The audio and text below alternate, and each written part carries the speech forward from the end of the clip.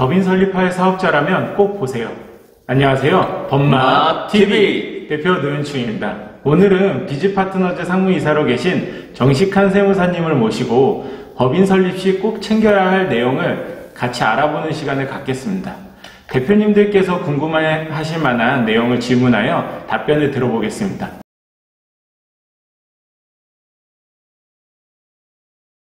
인사 부탁드립니다, 세무사님. 네, 안녕하십니까. 비즈파트너즈 상무이사를 맡고 있는 정식한 세무사입니다.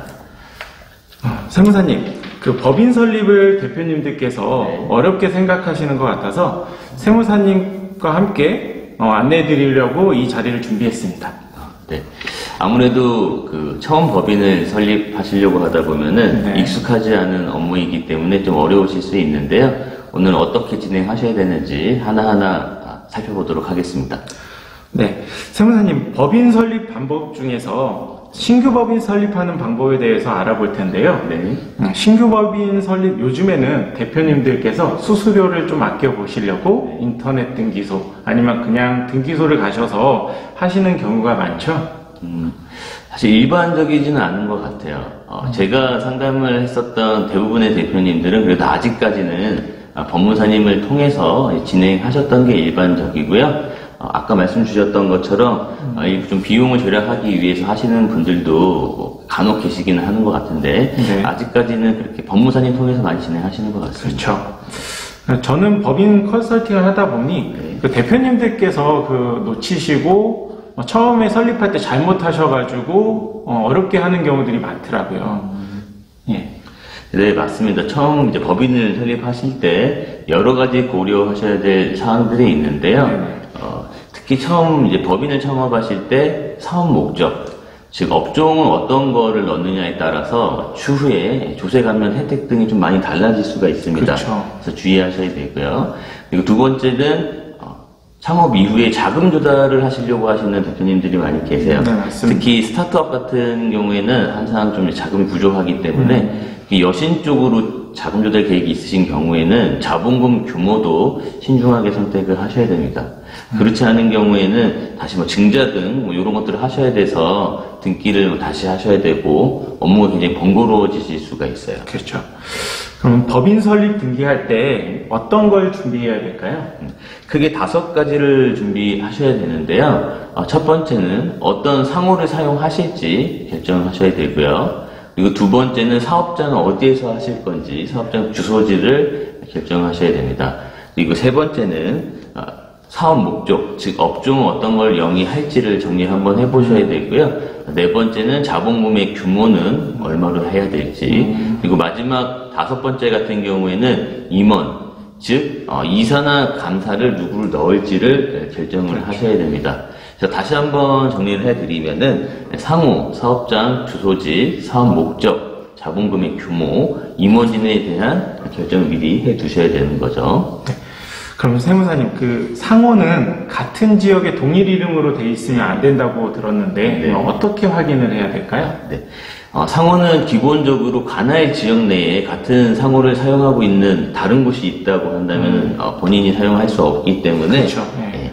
이런 동일 지역 내에 내가 사용하려고 하는 상호가 있는지 꼭 확인해 보셔야 되는데 인터넷 대법원 등기소에 가시면은 확인이 가능하십니다. 아, 그렇군요. 그럼 사업장 주소에 요즘 전자상거래 하시는 분들이 많이 있으셔서 사업장을 이제 집 주소로 하는 경우들이 많잖아요. 네. 이런데도 법인은 가능할까요? 네, 가능하시고요. 다만 요즘에 세무서에서 사업자 등록을 할 때 실질 사업을 영위하는 건 아닌데 사업자 등록만 하는 경우를 좀 제재하거나 확인하려고 하시는 것 같아요. 그렇죠. 그래서 소사무실이나 집 주소로 사업자 등록을 신청하게 되면 정말 사업을 하시려는 게 맞는지 실사를 나오는 경우가 종종 있는 것 같습니다. 그럼 사업 목적이 중요하다고 말씀하셨는데 어떤 부분을 신경 쓰는 게 좋을까요? 네, 사업 목적을 처음에 정하실 때는 향후에 하시려고 하는 일들에 대한 것들을 충분히 다양하게 다 넣어주시는 게 좋을 것 같아요. 네. 법인 등기부 등본에 사업 목적을 넣는 거는 사실 결국에는 사업자 등록증상에 이제 업종을 넣기 위한 거잖아요. 그렇죠. 예. 근데 그 순서가 거꾸로 갑니다. 이렇게 생각하시면 좋아요. 사업자 등록증상에 내가 업종을 넣기 위해서는 네. 법인 등기부 등본에 사업 목적이 기재가 되어 있어야 되고, 네. 그리고 등기부 등본상에 사업 목적이 기재되기 위해서는 그게 이제 정관에 명시되어 있어야지만 정관에, 예. 그때 이제 등기를 하면서 네. 사업 목적을 넣으실 수가 있는데요. 네. 통상 처음 이제 법인을 설립하실 때 어떤 것들을 사업 목적으로 하실지를 정해서 법무사님한테 말씀을 해주시면은 그런 것들이 이제 다 반영이 드릴 텐데, 예.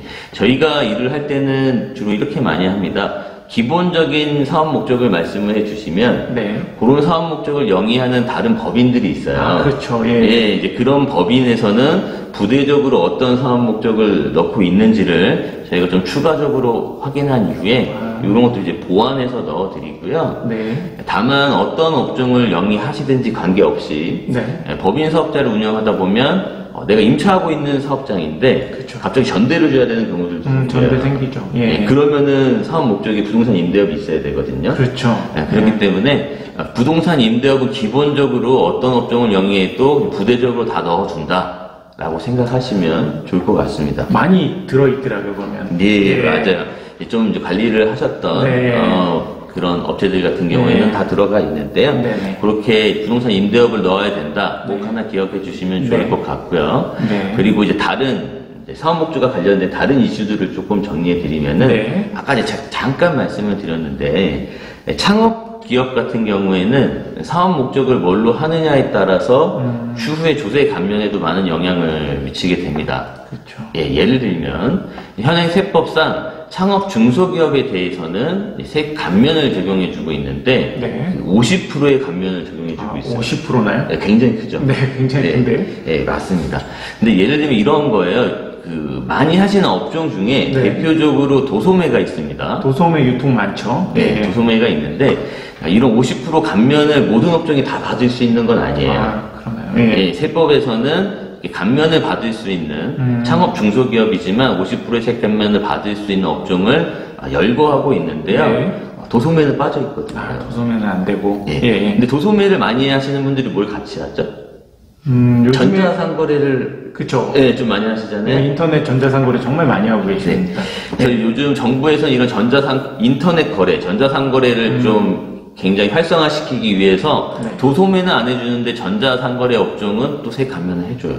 그러네요. 예. 예, 요즘 많이들 하고 계신데요. 엄청 많이 지금 하고 있습니다. 예. 근데 이런 문제가 있는 거죠. 처음부터 내가 전자상거래 업종을 넣어서 창업을 했으면 네. 주에 50%의 세액 감면을 받는데 아무런 문제가 없는데요. 네. 초창기 창업을 하실 때 사업 목적으로 도소매만 넣어 두셨다가 이후에 나중에 전자상거래를 추가하실 수도 있거든요. 그런 경우 많죠. 네. 예. 그러면은 이거를 감면을 해줘야 되냐, 말아야 되냐와 예. 관련해서 실질도 따져봐야 되고, 그렇죠. 추후에 세무서의 소명과 관련된 리스크들도 발생할 수 있기 때문에 처음 법인을 설립하실 때 이런 조세 감면까지 고려하셔가지고 사업 목적을 정하시는 게 굉장히 중요합니다.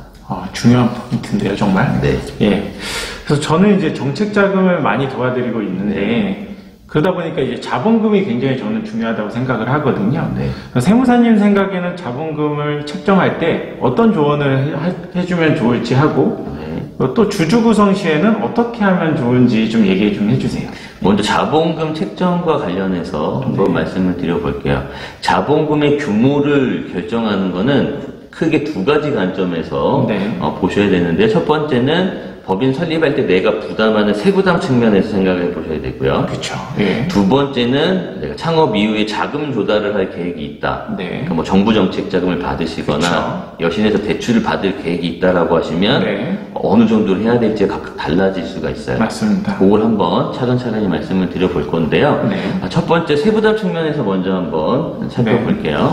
처음에 법인을 설립하시면은 자본금 규모에 따라서 등록면허세를 내셔야 됩니다. 내죠. 예. 그게 이제 자본금의 0.4%를 내시는 건데 최소한의 금액이 있어요. 11만 2,500원인데 최소. 예. 네. 그러니까 내가 1,000만 원으로 법인을 설립하든 2,800만 원으로 설립을 하든 41만 5천 원의 등록면허세를 내셔야 돼요. 그럼 굳이 너무 낮게 책정하는 네, 것보다 그 맞습니다. 이상을 하는 게 가장 좋겠네요. 그러니까 너무 예. 낮게 하시는 것보다는 네. 여유가 되신다고 한다면 그렇죠. 뭐 한 2,800에서 3,000 정도 하시는 게 좋고요. 그렇죠. 그 밑으로 해도 어차피 세금은 비슷하니까요. 맞아요. 예. 그리고 두 번째 이제 자금 조달 측면에서 바라보면 네. 예전에는 상법상 법인을 설립할 때 자본금 5천만 원 맞아요. 납입을 네. 했어야 되는데 지금은 이런 규제들이 많이 없어져서 그렇죠. 100원짜리 회사도 이론적으로는 설립이 가능합니다. 이론적으로 성립 가능하죠. 네. 근데 이러한 자본금의 규모가 저희가 자금을 조달하려고 할 때는 직접적인 영향을 많이 미치거든요. 그렇죠. 예. 네. 정책기관이나 이제 여신기관 돈을 빌려주는 사람 입장에서 보면 회사가 뭐 아무것도 없는데 돈을 막 빌려줄 수는 없는 맞아요. 거잖아요. 예. 그걸 감안하셔서 생각해 보셔야 되는데 네. 그때 이제 적정 자본금 규모라고 한다면 네. 제 실무상 경험치에 따르면 네. 그래도 최소한 5천만 원 5천만 원. 여유가 좀 되신다면 한 1억 정도는 자본금으로 세팅하시는 게 좋지 않나 이런 생각이 좀 들어요. 저도 동의합니다. 요런 거는 이제 하나 사례를 말씀드리면 좋을 것 같은데요. 예전에 광고 회사였는데 네. 신용보증 기금을 통해서 보증서를 받으셨던 대표님이 계세요. 이때 이제 은행에 들어가셨는데 네. 여기가 자본금이 1,000만 원짜리 회사였었거든요. 그쵸. 네. 물론 이제 매출은 좋았습니다. 네. 그래서 뭐 나간 거긴 하겠지만 자본금이 1,000만 원이니까 바로 이제 은행 이제 담당자가 하시는 말씀이 자본금이 너무 적어서 이거 지금 이렇게 들어가면 안 됩니다. 네. 그래서 5천만 원으로 자본금을 증자한 이후에 예, 이제 신용보증 기금에 들어가서 상담을 받으셨었고요. 그쵸. 그래서 그때 한 1억 5천 정도 이제 보증서를 받으셨었거든요. 잘 나왔네요. 네, 잘 나오셨고 그래서 자금 조달을 추후에 계획하신다면 그래도 5천만 원 정도는 자본금으로 출자하셔야 된다. 그쵸. 기억해 두시면 좋을 것 같습니다. 네. 그리고 그 다음에는 약간 주주 구성 말씀 주셨잖아요. 네, 맞습니다. 주주 구성이요. 네, 주주 구성에 대해서 한번 살펴보도록 하겠습니다. 법인을 설립하실 때 주주 구성은 실질에 따라 하시는 게 원칙이겠죠. 네. 동업자와의 뭐 이런 관계가 있다라고 한다면은 실질로 부담하는 이제 출자 비율을 정하셔가지고 주주 구성을 하시면 되는데요. 다만 이제 가족 간의 이제 지분 설계를 통해서 뭐 절세하시려는 경우들도 있고, 많죠. 좀 이제 네. 분산하시려고 하는 경우들이 좀 있어요. 네. 예, 이런 경우에는 자본금 납입 내역, 그러니까 출자금에 대한 자금 출처가 일단은 소명이 되어야 주에 문제가 없기 때문에 네. 이런 자금 출처가 소명이 된다면 원하시는 비율대로 하시면 되고요. 네. 다만 이런 게 소명이 좀 안 된다. 네. 자녀분들은 자금 출처가 없을 수 있잖아요. 맞아요. 네, 이런 경우에는 통상 1인 법인을 설립하신 이후에 네. 증여세를 내지 않는 범위 내에서 증여하는 형태로 주주 구성을 좀 가족분들이랑 나눠서 하는 경우들이 많이 있습니다. 다만 여기서도 이제 뭐 이사님도 자금과 관련된 업무를 많이 하시니까 잠깐 말씀을 드리면 대표님께서는 적어도 과반수 이상의 지분을 꼭 가져가셔야 돼요. 포인트죠. 네, 맞습니다. 51% 이상을 가져가셔야 추후에 문제가 없지. 분산을 네 분이서 하신다고 대표님이 막 25% 이렇게 갖고 계시면은 실제 지배력이 없는 걸로 볼 수 있기 때문에 좀 나중에 문제가 되실 수도 있습니다. 나중에 변경하는 경우도 많이 봤습니다. 네, 그래서. 맞습니다. 예. 그럼 대표이사, 사내이사, 감사 넣을 때 어떤 부분을 고려하는 게 좋을까요, 세무사님? 통상 법인을 설립하시면서 대표이사로 등재되어 계신 분이 주주로도 되어 계실 보통 거예요. 그렇죠. 예, 예. 1인 주주 많죠. 네. 그러면은 주주가 아닌 임원이 꼭 한 명이 있어야지만 법인을 설립할 수 있습니다. 그렇죠. 예, 이사이든 감사이든 상관은 없는데요. 네. 일반적으로는 감사를 많이 등재하시는 것 같아요. 그렇죠. 맞습니다. 그러면 이사보다 감사를 추가하는 이유가 있을까요, 세무사님? 아무래도 이사보다는 감사의 권한이 적기 때문에 권한? 네, 추후에 감사로 등재된 분이 네. 회사에 영향을 미칠 영향이 좀 적거든요. 그렇죠. 네, 문제를 방지하는 차원에서 감사로 많이 이제 권해드리고 네. 있고요. 그리고 이제 법인 설립하기 위한 요건 때문에 뭐 이사나 감사를 넣으신다 그러면은 설립 이후 바로 이제 빼시는 경우가 많이 있어요. 그렇죠. 예. 근로자와는 다르게 이사나 감사는 언제든지 해임이 가능하기 때문에 네. 바로 이제 빼시는 것 같더라고요. 맞습니다. 보통 설립하고 3년 뒤에 이제 감사를 또 선임하거나 뺄 때 또 그 서류 같은 게 더 들어와야 되다 네, 보니까 번거로우실 수가 있죠. 3년 뒤에 또 어떻게 될지 모르거든요. 예, 맞습니다. 그런 경우도 저도 본 것 같아요. 그래서 그럴 때는 맞춰서 이렇게 진행하는 게 좋은 것 같습니다. 네, 이렇게 준비하고 사업자 등록을 하게 되는데 네. 그 다음 절차는 어떻게 될까요, 세무사님? 이렇게 법인 설립을 마치시면 그 이후에는 세무서에 가셔서 사업자 등록을 하셔야 그렇죠. 되는데요. 등록하게 되죠. 네, 이때 이제 서류를 잘 챙겨 가셔야 돼요. 하나라도 누락된 게 있으면은 또가 하나. 준비해서 다시 가셔야 되기 때문에 불편함이 있죠. 예. 사업자 등록에 필요한 서류를 잘 준비하시는 게 네. 중요합니다. 이때 준비하셔야 될 서류는요. 네. 정관, 그렇죠. 네, 그리고 법인 등기부 등본, 네. 그리고 주주 명부, 네. 그리고 임대차 계약서가 있는데요. 네. 임대차 계약서는 꼭 원본으로 가져가셔야 됩니다. 아, 원본 중요하네요. 예. 네. 사본 가져가면은 다시 가셔야 되고요. 그런 사례들이 있을 것 같아요. 네, 간혹 있어요. 네, 그리고 이제 그 외에는 법인 인감증명서, 네. 그리고 인감도장을 이제 가져가셔야 되는데요. 그렇죠.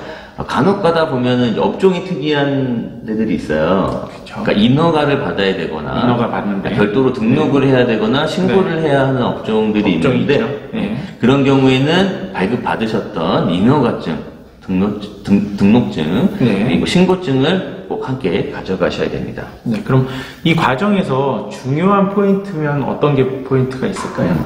임대차 계약서 아까 전에 꼭 원본으로 가져가야 된다라고 말씀을 드렸는데요. 네, 그렇죠. 맞습니다. 이때 법인 명의로 작성이 되어 있어야 됩니다. 법인 명의, 그렇죠. 네. 예. 법인을 설립하시기 전에 네. 임대차 계약을 먼저 하셨다라고 한다면 보통 개인으로 하시는 개인 명의로 네, 하실 그렇죠. 수밖에 없잖아요. 그리고 이제 법인 설립한 이후에 사업자 등록을 가시는 거기 때문에 그렇죠. 개인 명의로 작성하셨던 임대차 계약서를 꼭 법인 명의로 바꿔서 가져가셔야 사업자 등록이 되는 거지. 그렇죠. 그렇지 않은 경우에는 다시 가셔야 돼요. 네. 그래서 꼭 개인 명의로 임대차 계약서를 작성하셨던 경우에는 법인 명의로 다시 한번 작성하셔서 그 변경된 서류를 가져가셔야 되는 걸 기억해 두시면 좋을 것 같습니다.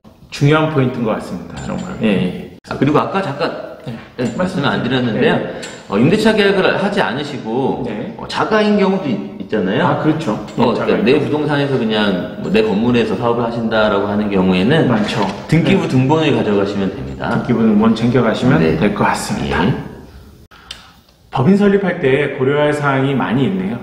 이럴 땐 비즈파트너즈의 전문가와 진행하면 정말 중요한 부분을 놓치지 않고 할 수 있을 것 같습니다. 앞으로도 대표님 입장에서 쉽게 이해할 수 있도록 많은 컨텐츠 준비하고요. 법마TV에서 관련 무료 상담을 진행하고 있습니다. 아래 링크를 통해 무료 상담 카카오톡 문의 남겨주시면 답답했던 문제를 도와드리니 많은 문의 바랍니다. 법마TV 노현충 정식한이었습니다. 감사합니다.